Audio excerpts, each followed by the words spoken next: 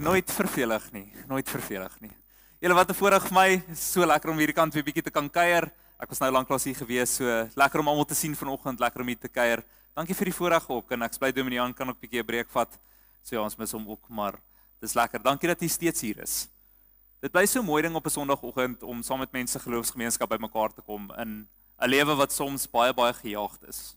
So besig is en wild gaan. Ek dink veral hierdie tyd van die jaar, mense besef ook dit gaan soms bietjie mal. Maar hoe lieflik is dit nie om tyd uit mense week uit te sit, om net by mekaar te kan kom en rustig te kan wees saam as 'n geloofsgemeenskap nie. So vanoggend gaan ons begin en ek gaan nie vra om gou na mekaar toe te draai. Ek weet van julle sien mekaar nou vir die eerste keer tussen die voorste groep en die agterste groep. So ek gaan julle gou kans gee om na mekaar toe te draai en mekaar vinnig te groet en dan is daar ook 'n vraag wat daarmee saamgaan. En die vraag vir vanoggend is: wanneer laas het u jammer gesê? Wanneer laas het u jammer gesê vir enigiets? Kom ons draai gou na mekaar toe. Kom ons groet mekaar en dan deel ons gou 'n bietjie. Wanneer laas het ons met vir mekaar jammer gesê?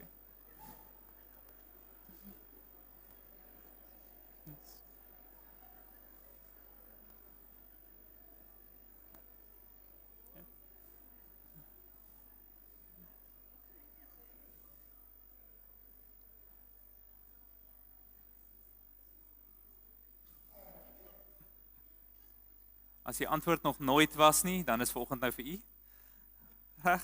Ek dink almal van ons sê iewers jammer in ons lewens, ons moet hopelik. So vanoggend gaan ons daar praat. Vanoggend is 'n bietjie 'n viering van genade en van vergifnis en ook van die belangrikheid van belydenis en van erkenning ook as ons aan die ander kant was. Want dis so lekker tyd, hierdie tyd van die jaar waarin ons is. So vanoggend gaan ons 'n bietjie meer gesels daaroor. Maar ek wil eers vanoggend begin met 'n oomblik van stil gebed. Jy's wel elkeen van u vanoggend 'n geleentheid het om rustig te kan word by die Here en wat ook al u op die hart het vanoggend net voor die Here te bring. Of dit mooi is en of dit lelik is, lig of swaar, maak nie saak nie. Ek gee jou 'n oomblik nou vir stil gebed, net u en die Here saam.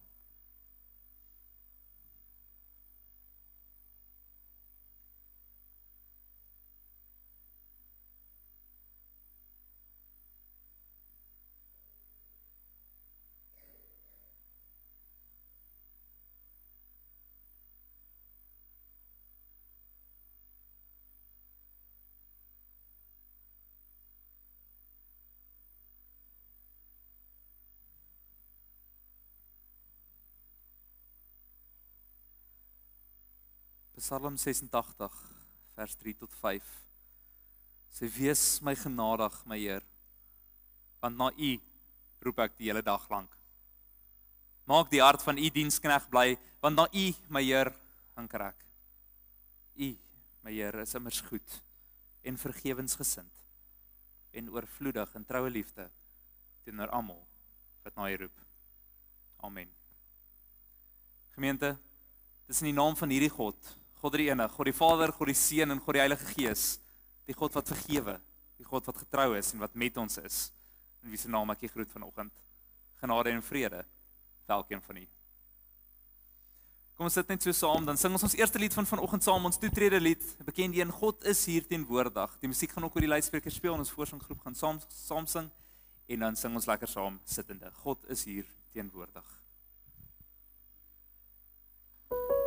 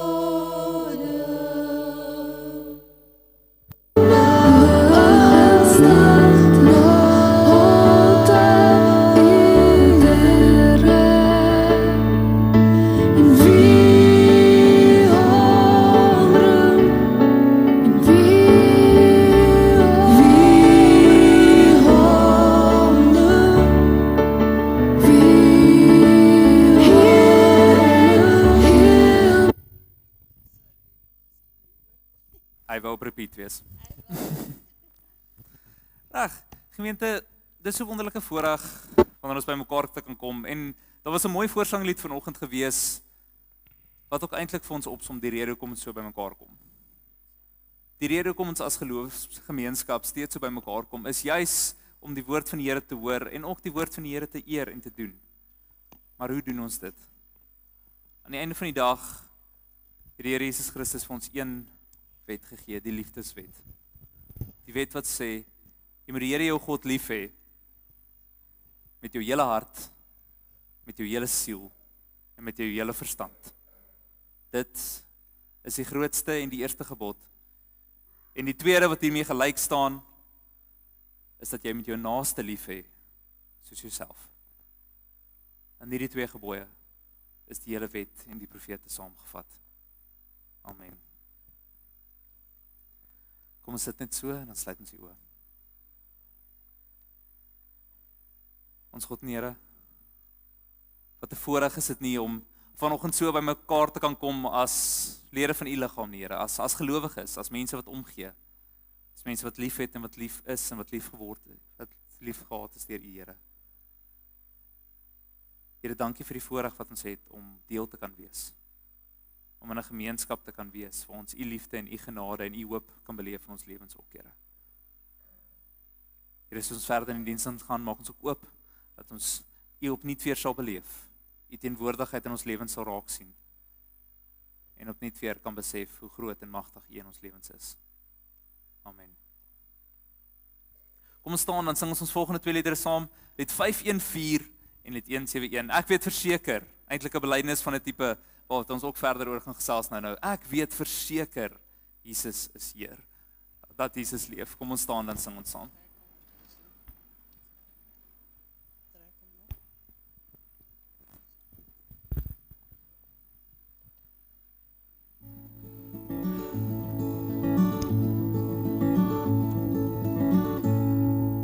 Ek weet verseker dat Jesus leef.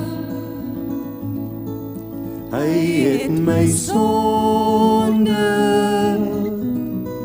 uit liefde vergeef. Ek was verlore, maar deur sy bloed is daar nou vrede hier in my gemoed. Hy is my leidsman, hy laat my leef, hy is sorgenaar, hy is die Heer. En selfs as ek struikel en het berou, sal hy vergewe,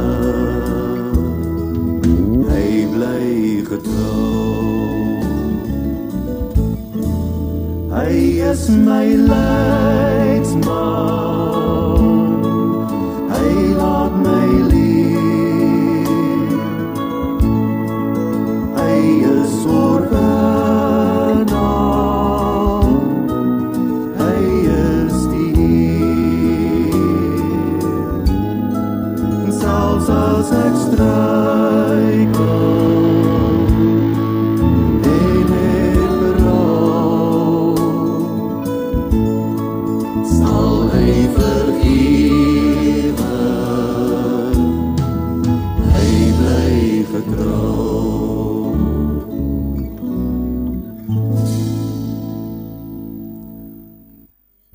Volgende lied, lied Vlam 1 en 2, ek roem die naam, ek wil graag sing.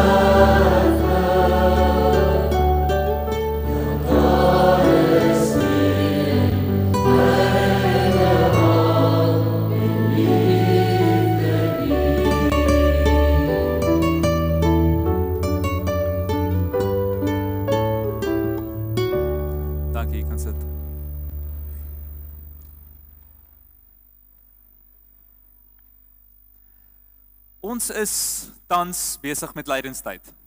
Op die kerkkalender hierdie tyd van die jaar voor Paastyd, eintlik die 46 dae voor Paasfees, is ons besig met lydenstyd. Die tyd van die jaar waar ons opnuut weer eintlik Christus se reis, maar ook ons eie reis na die kruis toe opnuut weer bietjie gedenk en oordink en eintlik in ons eie lewens weer bietjie toepas. Nou, lydenstyd is een van my persoonlike gunstelinge in 'n jaar. Dis 'n lieflike tyd om opnuut weer te kyk en bietjie te fokus op waar was jy 'n jaar gelede en hoe lyk dinge teenoor nou? Dis opnuut weer 'n tyd vir fokus. Opnuut weer 'n tyd vir losmaak van party dinge en weer vasmaak opnuut in die Here in hierdie tyd. En dis ook 'n lekker tyd in ons eie gemeente, is ons ook besig om bietjie sekere artikels van die belydenisskrifte weer in te bring, want dit is so 'n mooi tyd om te oordink waar ons vandaan kom, waarmee ons besig is, en ook eintlik die tradisie, die goed uit die verlede uit wat ons saam dra, en ook wat ons in die toekoms indra. En hierdie week toe ek nou weer so 'n bietjie deur dit lees vir ons Bybelstudies en so, toe besef ek ook, toe lees ek opnuut weer die Nederlandse geloofsbelydenis, en ek kom af op artikel 2 in daai geloofsbelydenis, wat opnuut weer sê, hoe kan ons die Here ken? Hoe kan ons die Here ken? Ons kan die Here ken op 2 maniere. Deur die skepping wat hy vir ons gegee het, wat hy homself wonderlik in die skepping aan ons openbaar, en deur sy woord. Deur die woord wat die Here vir ons gee. So kan ons die Here ken. En dit is lekker om daarin te kan deel, om die skepping met mekaar te kan deel, maar ook om die woord met mekaar te kan deel. So in lydenstyd mag dit ook vir elkeen van u 'n wonderlike tyd wees om opnuut weer u fokus terug op die Here.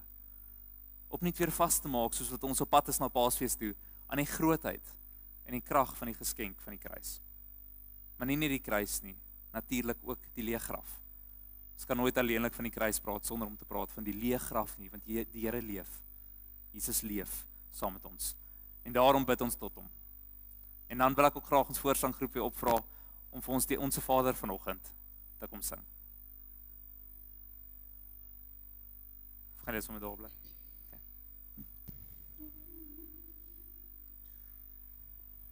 Ons Vader wat woon in die hemel, geheilig sy naam, laat die ryk kom, u wil geskied, soos in die hemel, so ook op die aarde. Gee ons vandag ons dagse brood, en vergeef ons al ons skulde, net soos ons vergewe. Die wat teen ons sondig,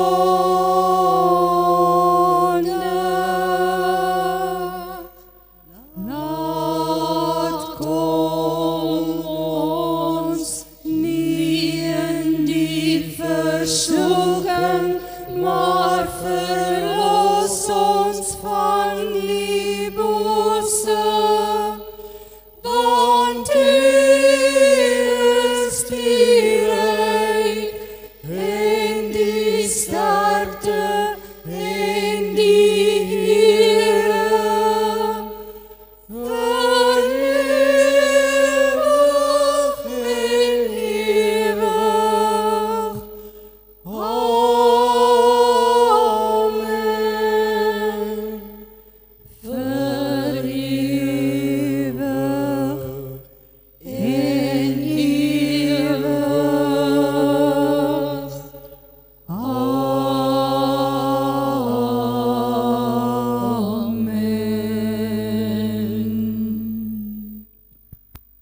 Baie dankie.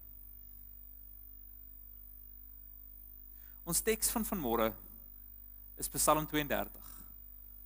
Psalm 32 vers 1 tot 7. Die Afrikaanse 2020 vertaling gaan op die bord verskyn, maar indien jy wil volg in enige ander vertaling, is u meer as welkom. Psalm 32 vers 1 tot 7. Kan ek net vra dat julle net vir my so aangaan terwyl ek ook lees, dankie. Psalm 32 vers 1 tot 7 van Dawid in Maskiel. Gelukkig is die een wie se oortreding vergewe en wie se sonde bedek is. Gelukkig is die mens vir wie die Here sondeskuld nie toereken nie en in wie se gees geen bedrog is nie. Toe ek stil gebly het, het my gebeente broos geword. Onder my gekreun die hele dag. Ja, dag en nag was die hand swaar op my. My lewenskrag het weggekwyn, soos in die hitte van die somer. Sela. My sonde het ek teenoor U erken. My sondeskuld het ek nie bedek nie. Ek het gedink, ek wil my oortredings teenoor die Here bely en U het my sondeskuld vergewe. Sela. Dit is waarom elke getroue volgeling tot U moet bid terwyl die geleentheid daar is. Die geluid van 'n groot watervloed sal hom nie bereik nie en U bied vir my beskutting. U vrywaar my van nood. Met jubelkrete van bevryding omring U my. Sela. Gemeente, dit is die woord van die Here. Geseënd is elkeen wat dit hoor, dit oordink en dit ook toepas in sy of haar lewe. Nou hierdie psalm van ons vanoggend is ons psalm van vanoggend is een van ons belydennispsalms. Daar is omtrent net so 7 van hulle uit die 150 uit, maar anders as die ander, wat almal geskryf word vanuit die perspektief van leiding uit, van iemand wat nog in leiding sit en dan berou het en dan eintlik jammer sê en bely, is vanoggend se psalm afkomende van iemand af wat reeds die vryspraak van vergifnis beleef het. Eintlik reeds die aksie van belydenis ondergaan het, reeds die herstel beleef het, reeds die mooi beleef het van die herstel en die versoening, eintlik wat weer daarmee saamkom. En net as 'n kantnota, soos ons gaan kyk na die teks vanoggend, ek is mal daaroor dat daar 3 selas in ons teks van vanoggend is. Nou vir die van julle wat nie weet nie, daar is min van ons weet nie regtig wat om te maak met die selas nie. Mense weet nie regtig altyd wat die betekenis van die selas is nie.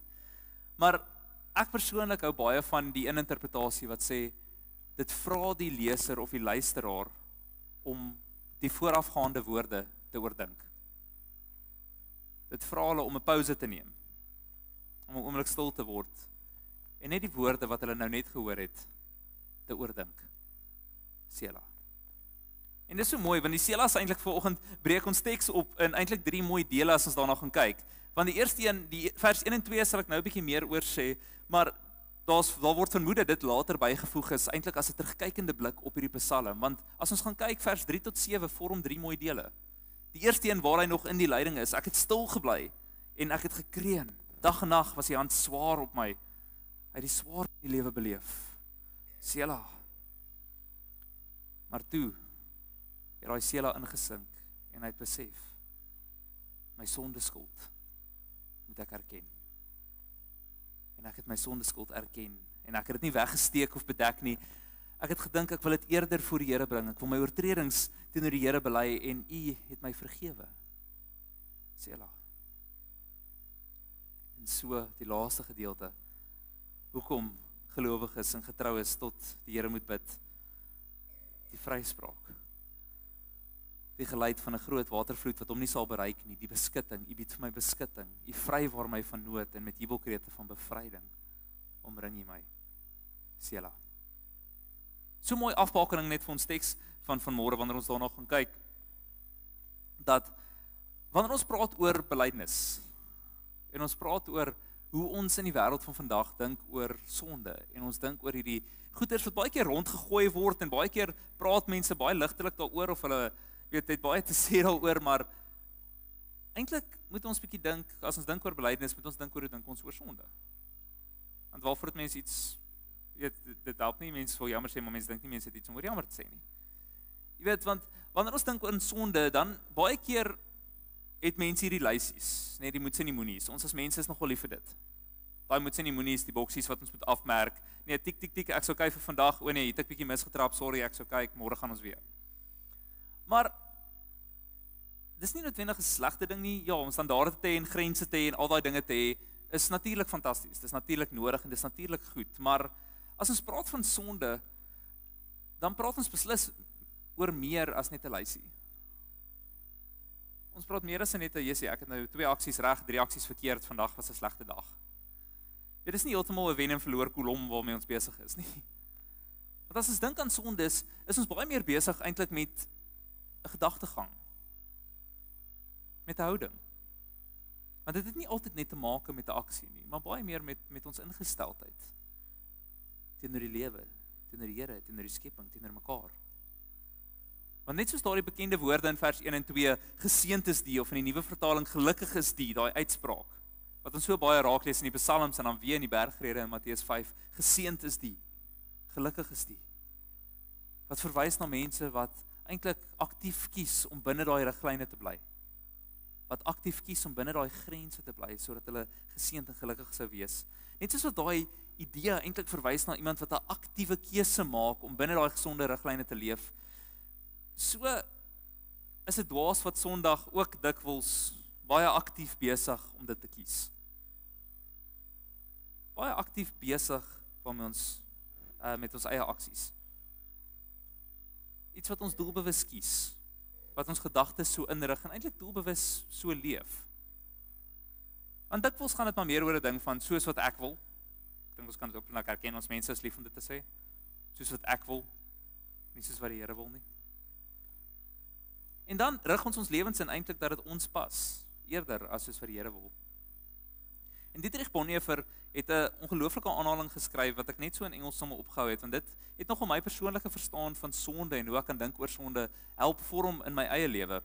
En dit sê, sin demands to have a man by himself.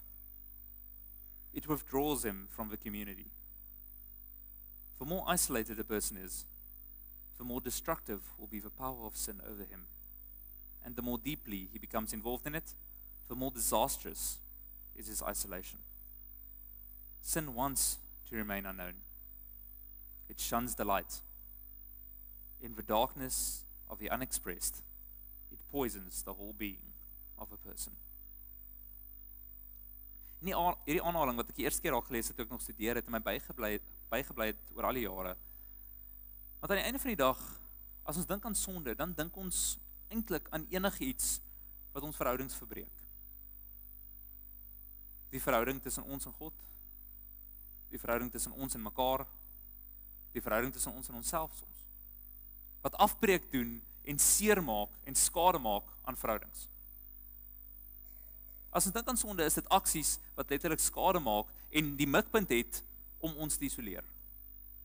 Want dit is die mikpunt van sonde. Om ons te verwyder vanuit verhouding uit en ons te isoleer. Want soms gebeur dit dat ons optree en ons dink, okay, nou kan ek nie meer in 'n verhouding met God leef nie. Ek kan nie meer in 'n verhouding staan met hierdie mense nie. Ek kan nie meer in 'n verhouding staan met hierdie mense nie. Soms kyk mense in die spieël en ons hou nie van wie ons sien nie. Ons verhouding met onsself is dalk bietjie stikkend. Want sonde dryf ons tot isolasie. Sonde dryf ons baie keer aan die een kant of om hierdie gedagtes te hê van, ja, ek is miskien nie meer genoeg om in hierdie verhoudings te staan nie. Ek is nou te min, weet ek is stikkend, ek is die een wat die probleem is, ek moet weggaan. En aan die ander kant, ek dink in vandag se lewe sien ons dit op baie keer dat ons bietjie na die ander kant toe hel. Nie net ek is, weet nie die kant van ek is nie genoeg nie, maar die kant is ek is die enigste een wat genoeg is. Ek is die een wat reg is. Ek weet van beter. Want ons sien dit in vandag se wêreld. En ons sien dit baie keer wanneer mense debatte probeer voer of met mense probeer gesels. En nee, want ons kan dit sien. Selfs ek weet nie of jy al ooit in die lewe daai oomblik gehad het waar jy met iemand 'n gesprek probeer gehad het oor iets wat miskien fout was of wat moeilik was. Dit is nooit 'n maklike gesprek om iemand te probeer aanspreek of te help eintlik in so opsig nie. Maar wat gebeur eintlik? Ons probeer eers onsself regverdig en dan wat doen meeste mense? Ons onttrek. Meeste mense onttrek. Lees eintlik maar isoleer. Die oomblik as daai oomblik van aanspreking kom of die oomblik eintlik net van die gesprek of die oomblik van hoor jy daar's iets fout hierso, ons as mense geneig om te onttrek. Ons is geneig om te isoleer. Want ons doen dit, nee, ons verwyder onsself baie keer eerder uit die situasie uit as wat ons in 'n gesprek tree, want okay, soms vir ons net nie weet waves maak of moeilikheid maak nie. Maar ander kere onttrek ons net want ons is nie lus vir die gesprek nie. En dit is moeilik. Want baie keer is daar saam met die aksie baie keer is ons eintlik besig met ons het ons eie redes vir die aksies ensovoorts. Want dit is makliker vir ons om net te sê, ja, maar die ander persoon is verkeerd om dit aan te spreek. Los my uit. Ek werk by 'n hoërskool en van die woorde wat ek die meeste hoor is moenie my judge nie. Moenie my judge nie. Reg, min wetend dat daar 'n massiewe verskil tussen oordeel en veroordeel is. Ons maak oordeele en waardeoordeele elke liewe dag van ons lewens. Ons moet. Hoe anders gaan jy weet wat om aan te trek? Jy moet klere kies. Jy moet ry of jy moet bly. Ons maak oordeele van is dit die regte opsie, is dit nie, elke liewe dag van ons lewens. Beteken nie ons veroordeel daai opsie nie. Maar dit is moeilik as ons nie die gesprek kan hê daaroor nie, want baie keer lei dit ons om al van 'n sondige trots te gaan sit en net te sê maar ek het niks verkeerd gedoen nie. Al die ander is verkeerd. Ek het niks verkeerd gedoen nie. En die oomblik, soos wat ons al meer vashou in daai, en soos wat ons in ons trots eintlik sit en aanhou vashou in daai, is daar op die ouend net daai hol stilte wat antwoord, want ons wil al hoe harder skree, ek weet beter, luister vir my, ek weet beter, maar aan die einde van die dag staan niemand meer oor om te luister nie. Want ons het onsself isoleer. Ons het weggetrek uit ons eie gemeenskap uit. Maar gemeente, dis wat vanoggend se Psalm vir my eintlik so mooi maak. Want hierdie perspektief van vashou aan dit, van die een wees wat sê, ja, maar ek was reg, ek hou vas, ek is die een. Dis juist nie die perspektief wat ons in vanoggend se Psalm sien nie. Ons sien vanoggend die Psalm van iemand wat nie te trots was om te erken hulle was verkeerd nie. Ons sien die perspektief van iemand wat uit dankbaarheid skryf eintlik vir die redding wat hulle ontvang het, toe hulle besef het, hulle het gesondig en hulle was die een wat verkeerd was.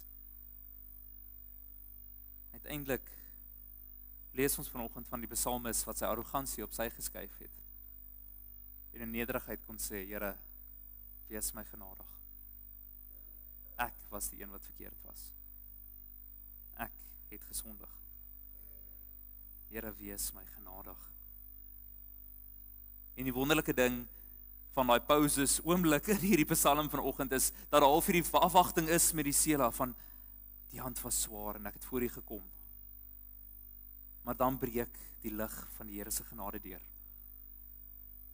Die lig breek deur en die genade vloei deur en hy word vrygespreek van sy sondes. In vers 5, waar hy openlik erken, ek steek niks meer weg nie, ek bedek niks nie. En die Here kom en is hom genadig.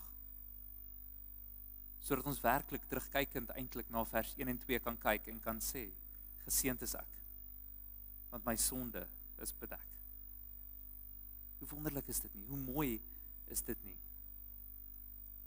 En die term wat vir bedek word in hierdie psalm, daar's 'n mooi woordspeling in hierdie gedig met die psalms wat nou aan die gang, want dis dieselfde term wat gebruik word vir die lam se bloed in die Exodus verhaal.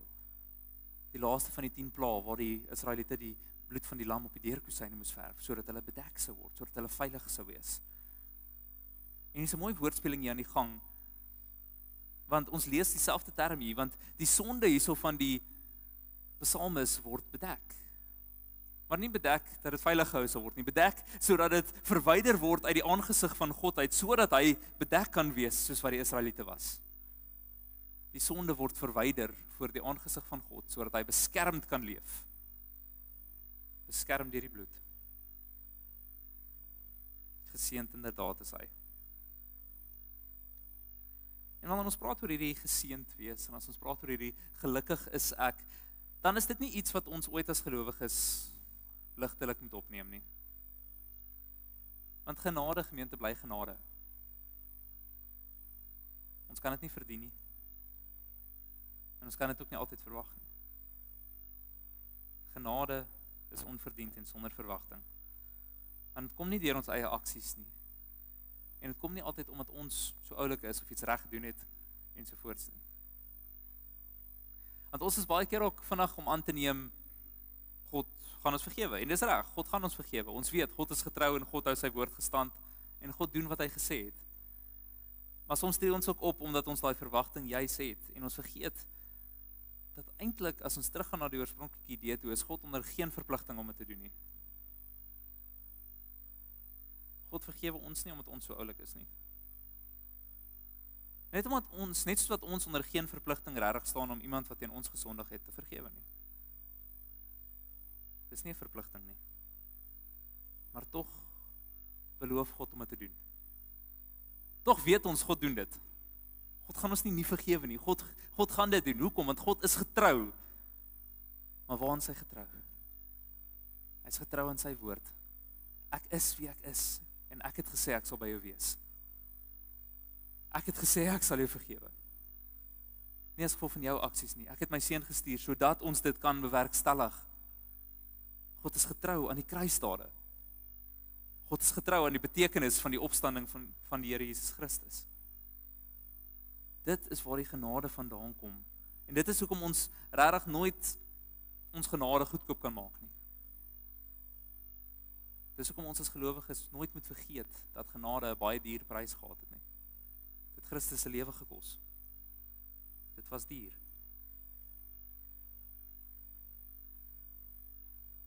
Want as ons praat oor vergifnis, dan is vergifnis 'n aksie van genade. Dit is nie goedkoop of maklik nie. Maar dit is 'n aksie van genade. En wanneer ons die een was wat verkeerd gedoen het, dan kan ons vra daarvoor, ja. Maar ons kan dit nie noodwendig verwag nie. Want ek wil amper so ver gaan vanoggend as om te sê dat vergifnis onmoontlik is as ons nie eers die liefde van Christus het nie. Dat net soos wat God ons vergewe as gevolg van die liefde wat daar tussen hom en sy seun was en die kruisdade en vir ons was, net so is dit ook bitter moeilik vir ons om ander mense te vergewe as daar nie 'n liefde is nie.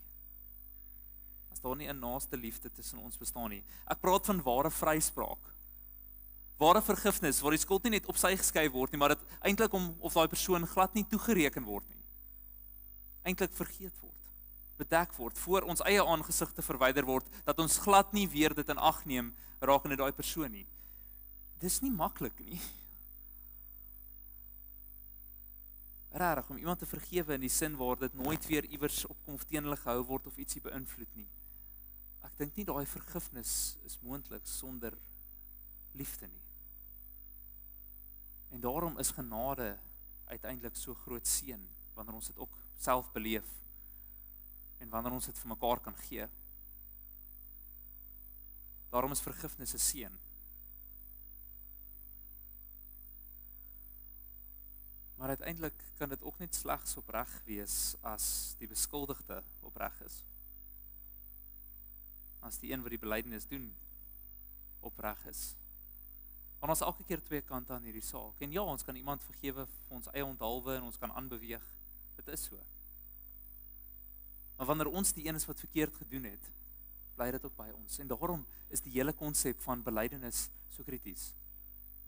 Die hele idee van dat ons kan jammer sê vir dies ook waarvoor ons lief is, as ons verkeerd was.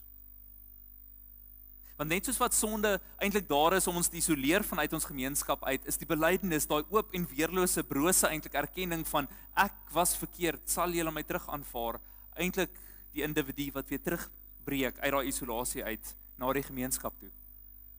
Eintlik die hand wat uitgesteek word en sê ek is alleen, asseblief aanvaar my terug. Daai oomblik as ons in nederigheid voor God of voor iemand moet kom en kom erken, ek is die een wat verkeerd was. Want is in daai oomblik eintlik dat daar lig vir ons ook kan deurbreek. Na 'n geïsoleerde, donker hart toe. Want dit alleen skep die moontlikheid eintlik vir vergifnis en vir genade tussen ons, tussen mekaar. Want uiteindelik vra ons dat die watervloed my nie sal tref nie. Dat die watervloed my nie sal tref nie, selfs al is ek die een wat die dam gebreek het. Dis wanneer ons genade vra. Daai oomblikke wat ek eintlik verdien om verswelg te word deur my eie aanjaag. Deur die skade wat ek aangerig het, deur die moeilikheid wat ek gemaak het. Maar nee. Want belydenis wat voor die Here kom en voor ons as gelowiges kom tot mekaar, is eintlik 'n oomblik wat kan lei tot vergifnis, tot genade en tot beskutting van die vloede. Want die een lei tot die ander. En aan die einde van die dag is genade die ding wat mense terugnooi na die tafel toe, selfs as hulle dies wat gekies het om op te staan en te loop. Dis genade wat mense weer toelaat by die tafel. Want genade herstel gemeenskap. Genade en vergifnis versoen mense met mekaar. Aan die einde van die dag is dit genade wat mense weer terugbring na mekaar toe, in gemeenskap waar sonde ons in isolasie ingedwing het. Want sonder liefde is ons niks. Ons sing dit baie keer, ons sê dit so baie keer, geloof, hoop en liefde, maar die grootste hiervan is die liefde, nie? Sonder liefde is ons niks. Maar ons wys daar die liefde regtig vir mekaar, daai naaste liefde, deur genade ook vir mekaar te hê. En ek hoop jy hoor die woord mekaar. Genade is 'n tweerigtingstraat. Want uiteindelik vra ons genade vir mekaar, dat ons mekaar weer kan ontvang, soos wat die pa die verlore seun weer terug ontvang het. Nie met 'n vinger wat wys, ek het vir jou gesê nie. Jy het geweet hierdie gaan skeefloop nie. Maar 'n jubelende ontvangs. Wat sê jy was in isolasie. Jy was weg. Jy was verlore, jy was op jou eie, jy was in die donker, maar jy is terug. En is nie net een stem nie, maar is die druising van die gemeenskap wat sê welkom terug, ons is bly jy's hierso. Kom saam, kom terug, kom wees hier, kom saam met ons. So ja, geseënd is die een wat genade ervaar. En geseënd is elkeen van ons wat braaf genoeg is om genade te kan gee. So gemeente, nie net in die week wat kom nie, maar hierdie lydenstyd en ook die tyd wat voor lê, mag ons eie aksies in terme van belydenis en genade en vergifnis ook oordink. Mag trots ons nie keer om na mekaar toe te kom en te sê ek is jammer as dit nodig is nie. Maar mag ons in nederigheid leef. Nederigheid om te kan vra vir vergifnis. Om te kan vra hulp, om te kan vra vir genade wanneer dit nodig is. En mag ons naaste liefde groot genoeg wees om dit te kan gee, ook wanneer dit van ons af gevra word. Amen. Kom ons bid saam.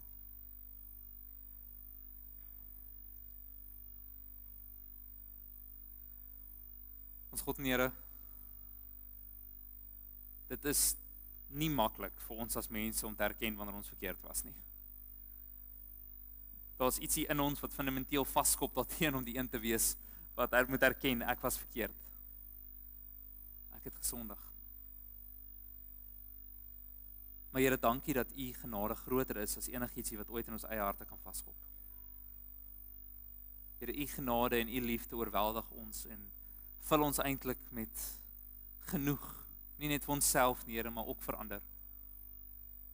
En daarom wil ek vanoggend bid, Here, dat aan die een kant laat ons eie trots en ons eie houdings en ons eie vashou aan dinge wat vir ons miskien erg is of saak maak of so, Here, dat dit nie in die pad sal staan van verhoudings nie. Dat ons trots nie sal keer dat ons in verhouding met mekaar kan staan, Here, en dat dit ons nie sal keer om te kan erken as ons verkeerd was nie. Wees met ons en help ons om ook te vra vir vergifnis en vir genade, Here.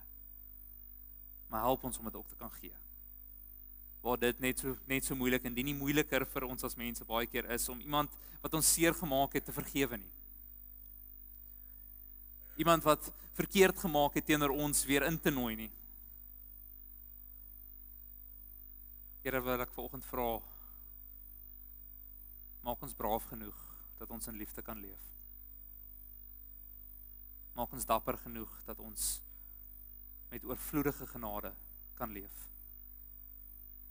vir onsself, maar ook vir ander. En in hierdie wêreld wat altyd meer genade nodig het. Dankie Here dat ons kan weet, U is genoeg vir ons. En U genade is genoeg vir ons. Amen. Daar is dan ook nou geleentheid vir die dankoffers.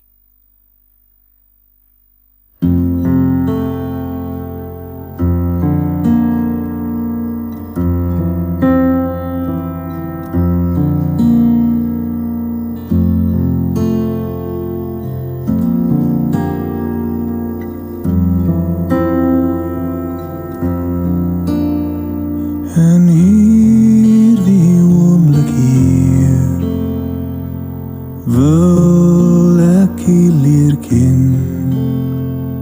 Ek dors na U my God, na U liefdesstem. En hierdie oomblik hier kom wees U naby. Die donker het geen mag met die lig in my. Ek het U altyd nodig. My hart verlang na U, Heer.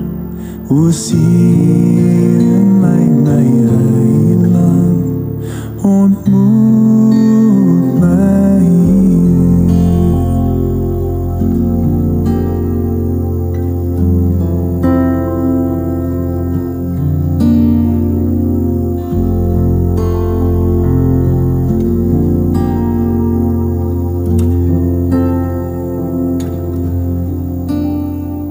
En hierdie oomblik hier wys my na U wil.